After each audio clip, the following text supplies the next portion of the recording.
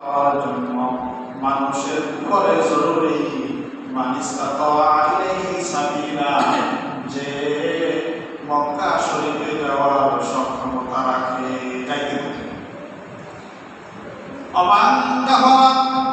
আর যে কুফরি করবে, অস্বীকার করবে,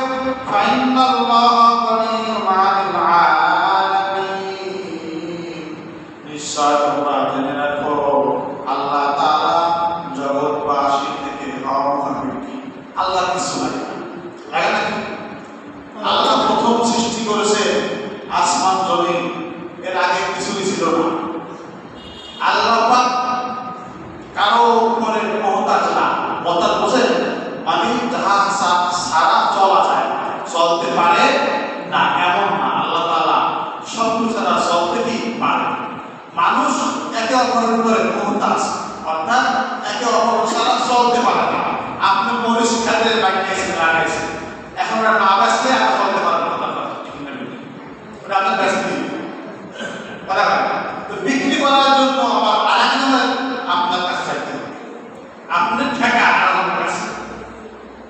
মানুষ একে অপরের প্রতি ঠেকা, আলু লাগাইছেন আপনার আলু ব্যস্ত হবে আরেকজনের কাছে, তা আপনি আরেকজনের কাছে ঠেকা। আল্লাহ বলেন যে আমি কারো প্রতি ঠেকা না, আমি জগৎবাসীকে ছাড়া আমি আল্লাহ চলতে পারি, কিন্তু মানুষ একে অপরকে ছাড়া চলতে পারে না। যে ব্যক্তি কুফরি করবে, আল্লাহর হুকুম মানবে না, জেনে রাখো যে আল্লাহ তাআলা তোমাকে ছাড়াই চলতে কি পারে, তোমার প্রয়োজন নাই। আচ্ছা আল্লাহ তাআলার কোনো ক্ষতি হবে না। যে হজ করবে না, আল্লাহর হুকুম মানবে না, কুফরি করবে, আল্লাহ বলেন কথা আমার কিছু যায় আসে না, আমার কোনো ক্ষতি হবে না। তাহলে আমরা কোরআনে কারিমের মাধ্যমে জানতে পারলাম যে আল্লাহ তাআলা বলেছে পৃথিবীর মধ্যে প্রথম ঘর নির্মাণ করা হয়েছে মানুষের জন্য কাবা শরীফ। বলেন সুবহানাল্লাহ। কেন বানানো হয়েছে? ইবাদাতুল্লাহ, আল্লাহর বندگی করার জন্য, আল্লাহর কি বندگی করার জন্য। আর এই ঘরকে বলা হয়েছে হুদাল লিল আলামিন। আর পৃথিবীর মধ্যে শ্রেষ্ঠ নবী, বিশ্ব নবী, আখির নবী রহমাতাল লিল আলামিনকে বলা হয়েছে রহমাতাল লিল আলামিন। কাবা ঘরকে বলা হয়েছে হুদাল লিল আলামিন, আর নবীকে বলা হয়েছে রহমাতাল লিল আলামিন। ওয়া মা আরসালনাকা ইল্লা রাহমাতাল লিল আলামিন। আল্লাহ বলেন আমি আপনাকে পাঠিয়েছি জগৎবাসীর জন্য রহমত স্বরূপ, আর আমি এই ঘরকে বানাইছি জগৎবাসীর জন্য হেদায়েত স্বরূপ। সুবহানাল্লাহ। রহমত স্বরূপ এই ঘর প্রথম বানাইছেন বানাল কাবাতু ওয়াল মালাইকা সুম্মা আদম সুম্মা শীশ সুম্মা নূহ সুম্মা ইব্রাহিম খলিলুল্লাহ। প্রথম বানাইছে ফেরেশতারা, এরপরে কাবা ঘর নষ্ট হয়ে গেছে, মাটির বানানো এটা নষ্ট হয়ে গেছে, এরপরে বানিয়েছে আদম আলাইহিস সালাতু ওয়াস সালাম, এরপরে আবার নষ্ট হয়েছে, এরপরে আদমের সন্তান শীশ নবী কাবা ঘরকে পুনরায় নির্মাণ করছেন। এরপরে আবার নবীর আমলে 6 মাস পর্যন্ত সারা পৃথিবী পানির মধ্যে ডোবা ছিল। ঠিক না বেটা? সারা পৃথিবী পানির তলে ছিল কয় মাস? 6 মাস। এই 6 মাসে কাবা ঘর আবার নষ্ট হয়ে গেছে, চিহ্ন পর্যন্ত নাই, একদম মাটির সাথে মিশে গেছে।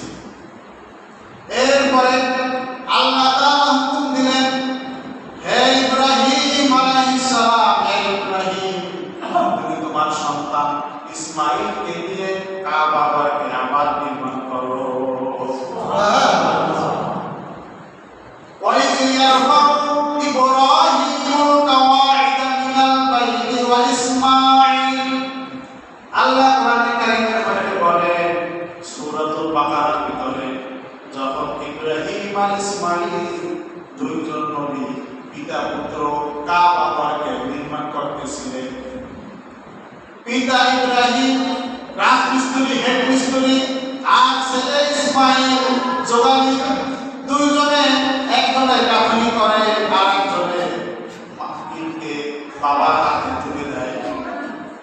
এইভাবে দুইজনে পিতা পুত্র কাবা ঘরকে পুনরায় নির্মাণ করলেন। এই কাবা ঘরের উপরে আরেকটি ঘর আছে 7 আসমানের উপরে। নবীজি মেরাজে গেলেন, মেরাজ থেকে এসে বললেন, হে আমার সাহাবীরা শোনো, কাবা ঘরের সোজা উপরে 7 আসমানের উপরে একটি ঘর আছে, সেই ঘরের নাম হলো বাইতুল মামুর। ফেরেশতারা ওই ঘরে তওয়াফ করে। মানুষের জিন এবং মানুষের কিবলা হলো কাবা বাইতুল্লাহ, আর ফেরেশতাদের কিবলা হলো বাইতুল মামুর। এই বাইতুল মামুরের ফেরেশতারা লক্ষ লক্ষ হাজার হাজার ফেরেশতারা দৈনিক তওয়াফ করে। 70,000 ফেরেশতা দৈনিক এই বাইতুল মামুরকে তওয়াফ করে। একবার ফেরেশতা 70,000 ফেরেশতা একবার তওয়াফ করার পরে তারা আর জীবনে দ্বিতীয়বার তওয়াফ করার চান্স পাবে না। কেন? অগণিত ফেরেশতা। দেখেন, মানুষের যতগুলি 360টা জোড়া আছে, 360টা জোড়ার ভিতরে 360 জন ফেরেশতা আছে। সুবহানাল্লাহ। সব জায়গায় ফেরেশতা। আল্লাহর বাহিনী হলো আল্লাহর ফেরেশতা। যত লক্ষ কোটি ফোঁটা আসমান থেকে জমিনে পড়ে, বৃষ্টি পড়ে, প্রতিটি ফোঁটার সাথে এক একজন ফেরেশতা আছে। সুবহানাল্লাহ, সুবহানাল্লাহ, সুবহানাল্লাহ। এই বৃষ্টি পড়ে, ফোঁটাকে গোনা যায়, এই গোনা যায় না? প্রতিটি ফোঁটার সাথে এক একজন ফেরেশতা নিয়োগ করা। এই ফোঁটা আল্লাহ তাআলা যেখানে হুকুম করেছেন সেইখানে পৌঁছানোর দায়িত্ব ওই ফেরেশতা।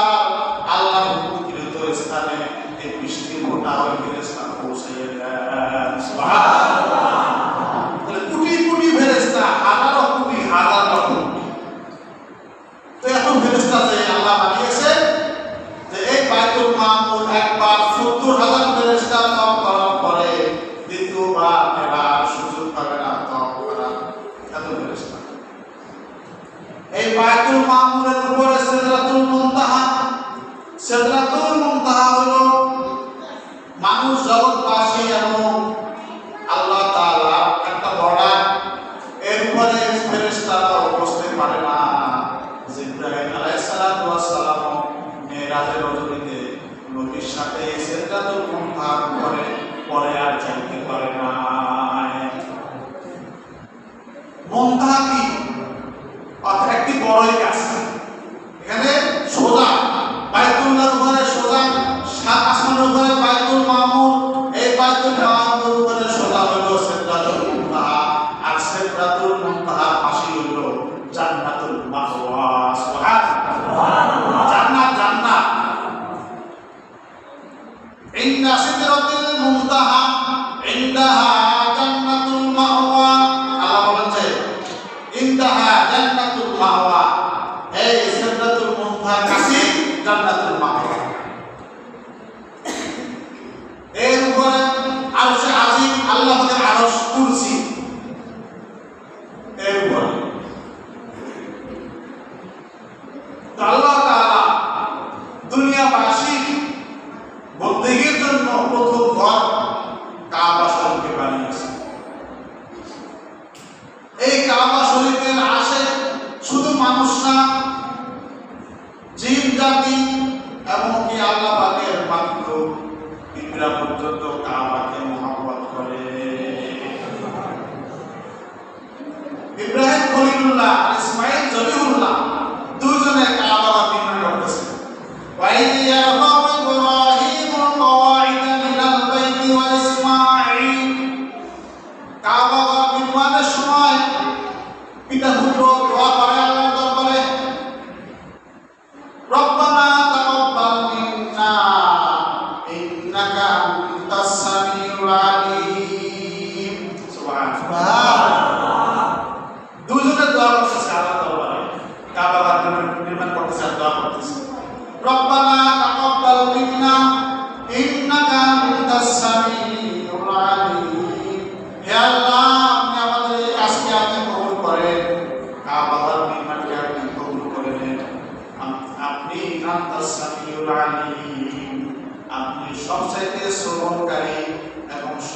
আপনি ربنا واجعلنا مسلمين لك ومن ذريتنا أمة مسلمة لك হে আল্লাহ আপনি আমাদেরকে তোমাদেরকে মুসলমান বানাই দেন সুবহানাল্লাহ দোয়া করেন আপনাকে দোয়া করছি আল্লাহ মুসলমানদের দোয়া করি বলা করে রাখলে আমাদের মুসলমান দোয়া করব না না সাইনবোর্ড লাগাইলে মুসলমান হওয়া যায় না ঠিক আছে সাইনবোর্ড না মুসলমান না এই সাইনবোর্ড লেখা আছে মুসলমান নাম মুসলমান আসলে লেখা মুসলমান না সাইনবোর্ড নাম থাকলে সে মুসলমান না মুসলমানি ওয়াদার দামে হাদাম ইনানে বদত বাদস্তে খাদান মুসলমান শব্দের অর্থ হইল মানুষের সকল ক্ষমতা আল্লাহর কাছে শরীয়তের কাছে অর্পণ করে দেওয়া যে আমার কোনো ইচ্ছা নাই শরীয়ত যে বলবে আমি সব কিছু মেনে নিলাম এটা হলো মুসলমান এর নাম কি মুসলমানি মুওয়াদাদান নিহাদান গর্দানকে ঝুঁকিয়ে দেওয়া আল্লাহ রাসূলের সামনে এনানে খদ বাদস্তে খাদান নিজের লাগামকে আল্লাহ রাসূলের হাতে তুলে দেওয়া এর নাম হলো মুসলমান সাইনবোর্ড লাগাইলে নাম থাকলে সে মুসলমান হতে পারবে না ইব্রাহিম খলিলুল্লাহ আর ইসমাইল জবিহুল্লাহ দুইজনে দোয়া করতেছে রব্বানা ওয়াজআলনা মুসলিমাইন লাকা হে আল্লাহ আমাদের রাসূলকে আপনি মুসলমান হিসেবে কবুল করেন অমিন যুররিয়াতিনা শুধু আমাদের দুইজনই না যারা আমাদের বংশে আসবে আমাদের আওলাদ পর্যন্ত আমাদের বংশে যারা জন্মগ্রহণ করবে তাদেরকেও আপনি মুসলমান হিসেবে কবুল করে নেন উম্মাতান মুসলিমাতান লাক ওয়া আরিনা মানাসিকানা ওয়া তুব আলাইনা ইন্নাকা আনতাত তাওয়াবুর রহিম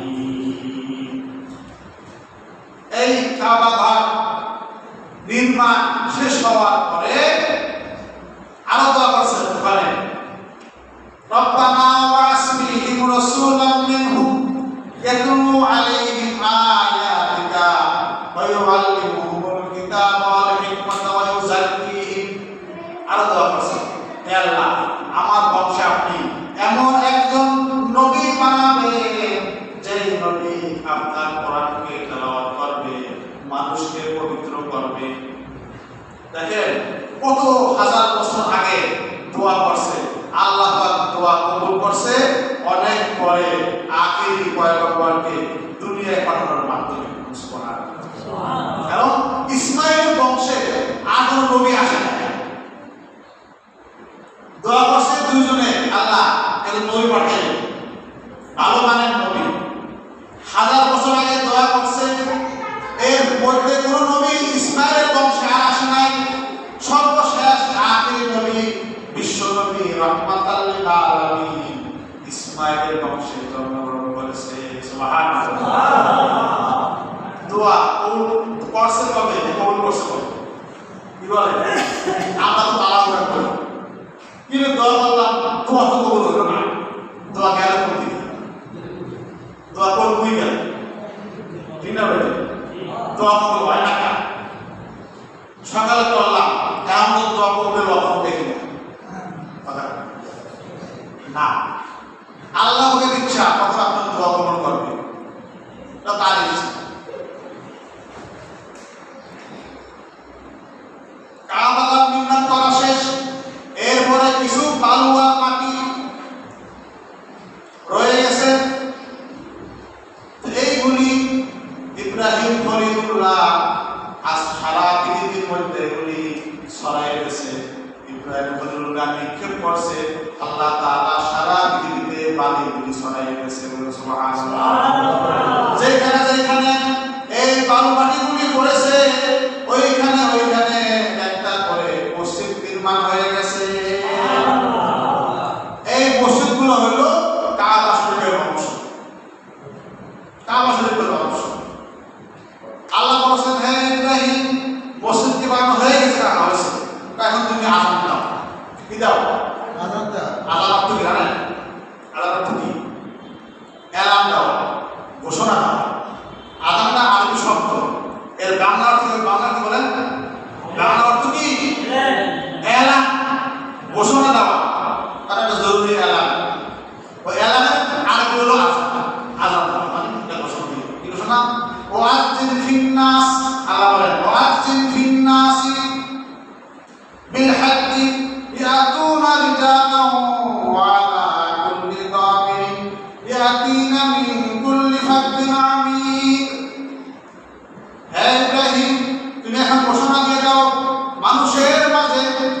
ইব্রাহিম বলে, হে আল্লাহ, আমি একজন মানুষ, আমি এলান দিলাম, ঘোষণা দিলাম, আমার এই এলান কি সারা পৃথিবীর মানুষ শুনবে? কতটুকু দূরে আর আমার এলান যাবে, আওয়াজ পৌঁছবে? কতটুকু দূরে যাবে? দেখেন কিতাবে আসছে যে বেলাল রাদিয়াল্লাহু আনহু আযান 36 মাইল পর্যন্ত দূরে যেতে বলেছে। সুবহানাল্লাহ, 36 মাইল। আমরা যে সাইডটা বাইক ব্যবহার করি 36 মাইল যায়, 36 মাইলে আওয়াজ পৌঁছবে? মুখে আযান দিতেন বেলাল, আর আযানের আওয়াজ 36 মাইল পর্যন্ত মানুষ শুনতে পেত। ইব্রাহিম বলে, হে আল্লাহ, আমার এই মুখের এলান কত দূর পর্যন্ত মানুষ আর শুনবে? আল্লাহ বলে যে তুমি এলান দিয়ে দাও, আর সকল মানুষের কানে পৌঁছানোর দায়িত্ব আমি আল্লাহ। আমি আল্লাহ পৌঁছাই দেব, তুমি এলান দাও। ওয়াজ্জিন ফিন্নাস, মানুষের তুমি এলান দিয়ে দাও। বিল হাজ্জি, হজের এলান দাও, বা আযান দাও, হজের আযান দাও মানে হজের এলান দাও। হজ করার জন্য আহ্বান করো মানুষকে। কাবা ঘর বানানো হয়ে গেছে, এখন তুমি সারা বিশ্বের মানুষকে হজের জন্য আহ্বান করো। ইয়াতুনা রিজালান ওয়া আলা কুল্লি দামিরিন, তার মানুষ ধরে ধরে কাবার দিকে আসবে, পায়ে হেঁটে আসবে, উঠে চলে আসবে, বাহনে চলে আসবে। মিন কুল্লি ফাজ্জিন আমিক, বহু দূর থেকে। আল্লাহ বলেন বহু দূর থেকে, দূর দূরান্ত থেকে মানুষ পায়ে হেঁটে বাহনে চলে এই কাবা ঘরে হজ করার জন্য মানুষ আসবে। তুমি সবাইকে হজের জন্য এলান দিয়ে দাও। তো ইব্রাহিম খলিলুল্লাহ এলান দিয়েছে। তো আল্লাহ তাআলা এই এলানকে সকল মানুষের কানে কানে পৌঁছে গেছে বলে আর তো শুনি নাই। আমরা শুনছি, আমরা কি এলান শুনছি? না। কিভাবে? যত মানুষ পৃথিবীতে সৃষ্টি হয়েছে, আরো সৃষ্টি হবে, সবাইকে আল্লাহ তাআলা রূহের জগতে রেখে দিয়েছেন। ওই ইব্রাহিম খলিলুল্লাহর আওয়াজ মানুষের রূহের জগতে কানে কানে পৌঁছে দিয়েছে। সুবহানাল্লাহ, দুনিয়ায় থাকা জরুরি না, রূহের জগতে কানে কানে। তখন যারা এই ইব্রাহিম খলিলুল্লাহর আওয়াজ পাওয়ার পরে আমিন বলেছে, আল্লাহ আমাদেরকে হজ করার তৌফিক দান করেন। ভাই পয়সা হলেই হজ করা যায় নাকি? না, হজ করার জন্য দরকার এক বিশাল মানসিকতা, নিজে প্রস্তুতিকরণ করা লাগে। কাবার মহব্বত, মদিনার ভালোবাসা অন্তরে থাকা লাগে, তবেই হজ করতে পারে। পয়সা থাকা জরুরি না, প্রেম প্রেম থাকতে হবে। প্রেম, কাবার প্রেম আর মদিনার প্রেম, মদিনার প্রেম আর কাবার প্রেম যার অন্তরে থাকবে, যে লালন করবে, আল্লাহ তাআলা তাকে হজ করার তৌফিক দান করবে। পয়সা থাকলেই মানুষ হজ করতে পারে না। সাহিল সে লাগাতে মেরে ইশকো কা সফিনা, সাহিল সে লাগাতে মেরে ইশকো কা সফিনা, ইয়া রব দিখা দো মুঝে মক্কা ও মদিনা। আল্লাহ রুমি রহমাতুল্লাহ এই শেরটা উনি খালিদের দিয়েছে। জালালউদ্দিন রুমি রহমাতুল্লাহ তিনি একটা বর্ণনা লিখছেন যে সাত সমুদ্রের উপরে এক পিঁপড়া সে কাবার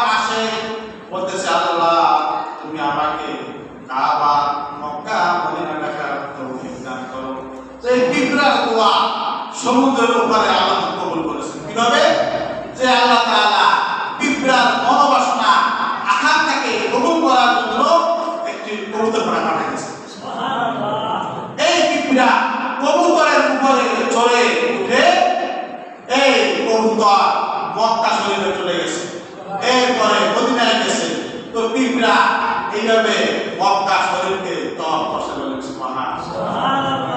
साहिल से लगा दे मेरे इश्क का सफीना, या रब मुझे, या रब दिखा दो मुझे मक्का ও মদিনা। ভালোবাসা দরকার। হুব্বুল কাবা মিনাল ঈমান, কাবা ঘরের ভালোবাসা ঈমানের অংশ। ঈমানের কি? কথা ঈমানের অংশ। দেখেন মানুষ নামাজ পড়ে না, মসজিদে আসে না, কিন্তু যখনই শোনেন ভারতে মসজিদ ভাঙতেছে তখন মানুষের অন্তরে জ্বালা পড়া শুরু হয়। কেন হয় বলেন? চোখ দিয়ে পানি পড়ে, আল্লাহর ঘর ভেঙে ফেলতেছে। এটাই হলো ঈমান আলামত। যার মধ্যে ঈমান আছে, ঠিক না ভাই? ঈমান আছে। হাজার হাজার মসজিদ ভারতে, ইন্ডিয়ায় ভেঙে ফেলতেছে মোদী সরকার, জালেম সরকার মসজিদ ভাঙতেছে। আল্লাহর মসজিদ বানাও, মসজিদ বানাও, আল্লাহ হুজুর মসজিদ বানানোর কথা, আর জালেমরা হুজুরকে মাটির সাথে মিশিয়ে ফেলতেছে। আল্লাহু আকবার। হযরতে মাওলানা ইদ্রিস কান্দরী রাহমাতুল্লাহ আলাইহি তিনি মাআরিফুল কোরআন লেখেন, তাফসীরে মাআরিফুল কোরআন লেখেন। তাফসীরে মাআরিফুল কোরআন দুজনে লেখেন। একজনে মাওলানা মঈনুদ্দিন রাহমাতুল্লাহ আলাইহি, আর একজন ইদ্রিস কান্দরী রাহমাতুল্লাহ আলাইহি। তিনি তার কিতাবের ভিতরে তাফসীরের মধ্যে একটা ঘটনা উল্লেখ করেছেন যে তার এলাকা, যে আমি ইদ্রিস কান্দরী হজ করতে গেলাম, মক্কা শরীফে গিয়ে দেখি আমার বাড়ির পাশে এক দোয়ারে দুধ দোয়ার গোয়াল, এই গোয়াল সে মক্কা আরবের খাবা খাবা জামা, লম্বা জামা গায়ে দিয়া, মাথায় চাকরি দিয়া, রুমাল দিয়া, আরবি সেজে কাবাদারের সামনে বসে আছে। সুবহানাল্লাহ। গোয়াল সে আমার আগে এসে কাবাদারের সামনে বসা, আমি তো অবাক, কিন্তু গোয়াল মক্কা শরীফে আইনি, এই মক্কা কেন আইনা, আরব পুরা লম্বা জামা। এখন গোয়াল বলে, হুজুর আমি কাবা ঘরকে ভালোবাসি, আমি যখন নামাজ পড়তে দাঁড়াইলে জায়নামাজে কাবা ঘরের ছবি আছে, ছবি দেখে দেখে আল্লাহকে বলতাম, আল্লাহ তুমি কি শুধু আমাকে ছবি দেখাবা, আসল কাবাকে দেখাবা না? একটা মশলা বলে দেন, যেই জায়নামাজে কাবা ঘর মদিনা শরীফের ছবি আছে, ওই জায়নামাজে নামাজ পড়া নিষেধ। কারণ হয়তো আপনার বেখেয়ালে আপনার পা কাবা ঘরের ছবিতে লাগতে পারে না, পরে কথা লাগতে পারে না, পরে পাও লাগতে পারে না। এই জন্য জায়নামাজ কিন্তু হলো সাবধানে, যে জায়নামাজের মধ্যে কাবা ঘরের ছবি আছে, রওজা শরীফের ছবি আছে, এগুলো দেখবেন না, নিষেধ, আদবের খেলা। বাড়িতে রাখবেন, ছোট বাচ্চারা প্রস্তাব করে দেবে ওই কাবা ঘরের ছবির উপরে, কি আপনার পা লাগিয়ে দিতে পারে কাবা ঘরের ছবির উপর। এগুলো সাবধান, ছবিওয়ালা জায়নামাজ এগুলো ব্যবহার করা নিষেধ, সম্পূর্ণ নিষেধ। তো রাখাল বলে, রাখাল না গোয়াল বলে যে আমি জায়নামাজ দাঁড়িয়ে দিয়ে দোয়া করতে পারলাম, তুমি আমাকে কাবার ছবি দেখাবা না আসল কাবায় নিয়ে যাবা? হে আল্লাহ তুমি আমাকে কাবা ঘর জিয়ারত করার তৌফিক দান করো। এরকম দৈনিক দোয়া করতাম। তো যখন হাজী সাহেবরা জাহাজে চলে মক্কা শরীফে আসবে, আমি দেখার জন্য জাহাজে হাজী সাহেবরা উঠতেছে, এই দৃশ্য দেখার জন্য আমি নদীর পারে জাহাজের কাছে আমি চলে আসলাম। আয়সা এক কোনায় দাঁড়িয়ে দেখি যে জাহাজে মানুষ উঠতেছে, বড় বড় গাড়ি বস্তা নিয়ে জাহাজে উঠতেছে, আর জাহাজের লেবার যারা আছে, শ্রমিক যারা আছে, তারা গাড়ি গুলি উঠাইয়া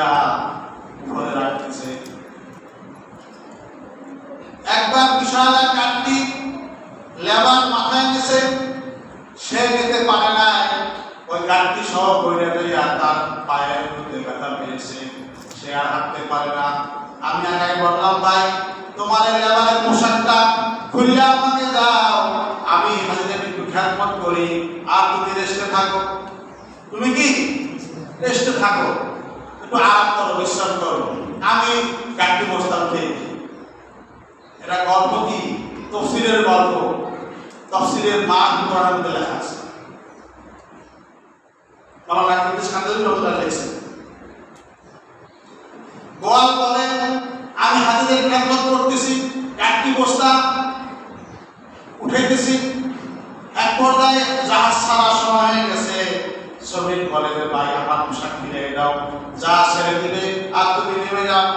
আমি বললাম, ভাই কত মানুষ তো বাদাম বিক্রি করে, কত কিছু বিক্রি করে, এরা অত জাহাজে থাকে, আমাকে একটু থাকার একটু ব্যবস্থা করো, আমি একটু ঘোরাফেরা করি, বাদাম গাছে তো মানুষ থাকে, ঠিক আছে তুমি বাইরে থাকো, ঘোরাফেরা করো।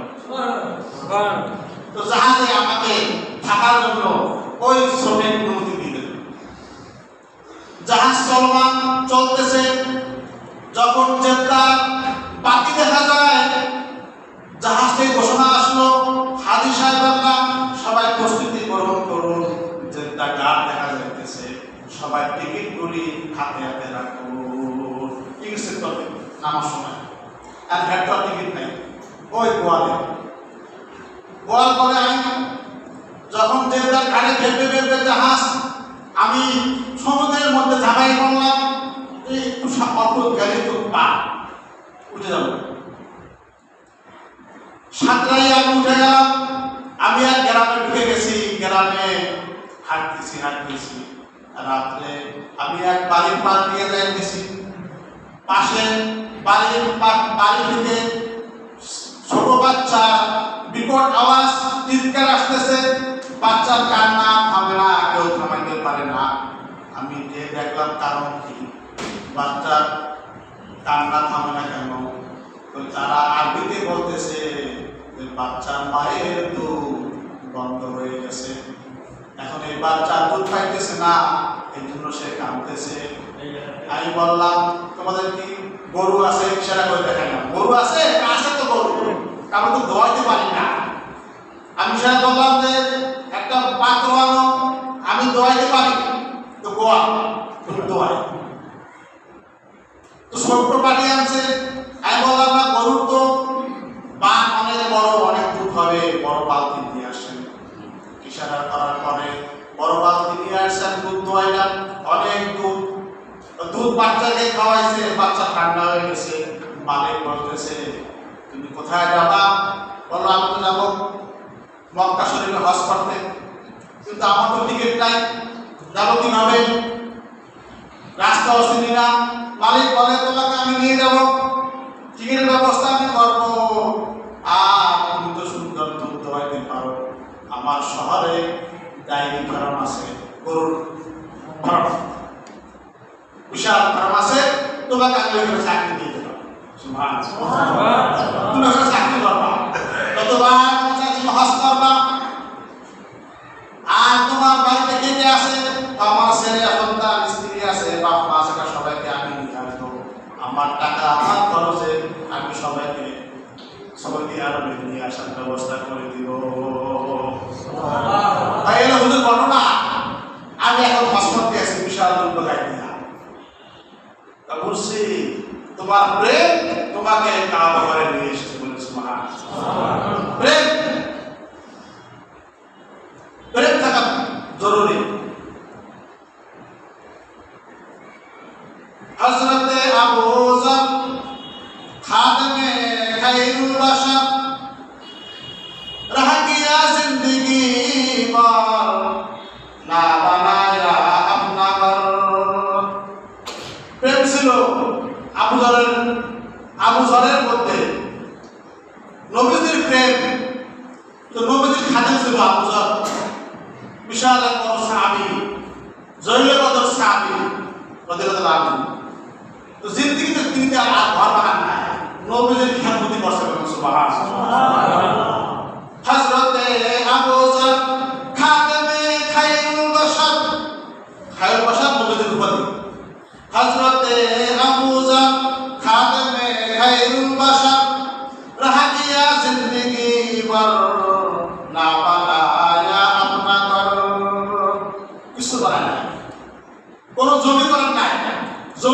নাই, কোনো ঘর বানান নাই।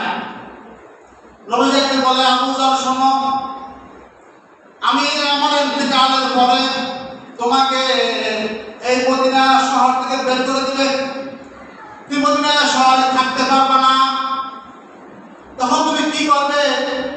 আবু যর বলে, ইয়া রাসূলুল্লাহ, ইয়া হাবিবাল্লাহ, যদি আমি মদিনায় থাকতে না পারি তবে আমি ওই পাহাড়ে চলে যাব, পাহাড়ে গিয়ে আমি আশ্রয় নেব, সেখানে আমি থাকবো।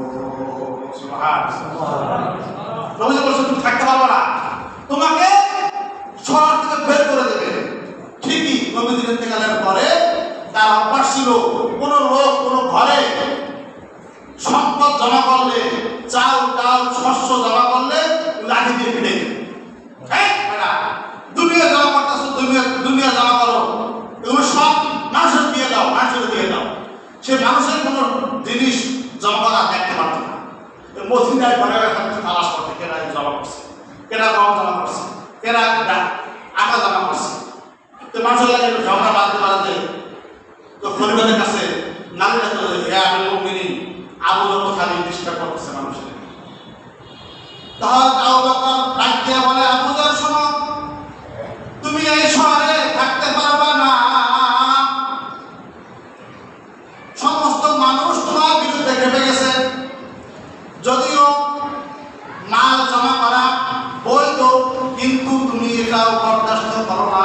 নবীজির খাতেন ছিলেন, নবীজির অভ্যাস ছিল কোন মাল জমা করবে না, যা আসবে তা নিজে খাবে, খাওয়ার পরে যা থাকবে সব দান করে দেবে। এটাই ছিল আবু যরের অভ্যাস হয়ে গেছে। যাও, আমি তোমাকে বাতার ব্যবস্থা করলাম, আর এই খাদেম দিলাম, তুমি ওই পাহাড়ে চলে যাও, ওখানেই থাকো। সুবহানাল্লাহ।